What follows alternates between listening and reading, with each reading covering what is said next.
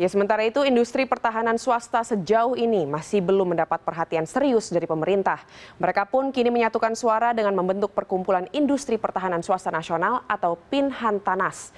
Pinhantanas mendesak pemerintah agar lebih memperhatikan industri pertahanan swasta demi mewujudkan kemandirian pertahanan. Deretan senjata, drone, serta miniatur kapal perang ini bukanlah produksi luar negeri. Berbagai produk pertahanan ini juga bukan produksi Pindad, PT DI, atau PT PAL. Ini semua merupakan karya anak bangsa yang mendirikan industri pertahanan swasta. Pabrik swasta dalam negeri pembuat senjata sejatinya bukanlah hal baru. Namun keberadaan mereka selama ini kurang mendapat perhatian dan publikasi yang memadai dibandingkan BUMN pembuat persenjataan. Padahal, kualitas produksi swasta ini tidak kalah jika dibandingkan buatan luar negeri atau BUMN. Dengan demikian tidak ada alasan atau tidak cukup alasan untuk mengklaim bahwa produk industri pertahanan swasta itu kualitasnya rendah. Tidak cukup alasan. Karena semua proses sampai dengan produk massal itu tahapan terakhir adalah sertifikasi terhadap first article sebelum produksi massal. Menurut data Komite Kebijakan Industri Pertahanan, penyerapan anggaran pertahanan oleh industri pertahanan dalam negeri baru 15% di tahun 2015 dengan total revenue mencapai 11 triliun rupiah. Dari jumlah tersebut, hanya sedikit yang dinikmati pihak industri pertahanan swasta nasional.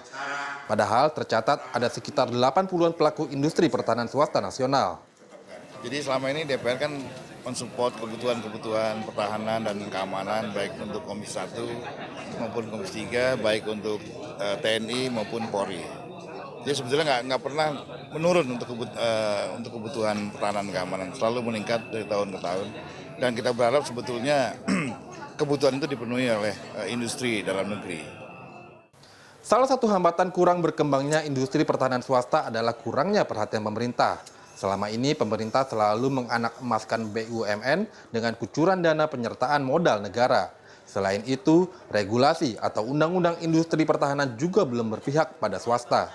Saya lihat ini kan pemilihan nanti apa yang ada kesulitan nanti bicara dengan saya. Ya nggak perlu aturan ya dibuang aja begitu. Gampang-gampang aja.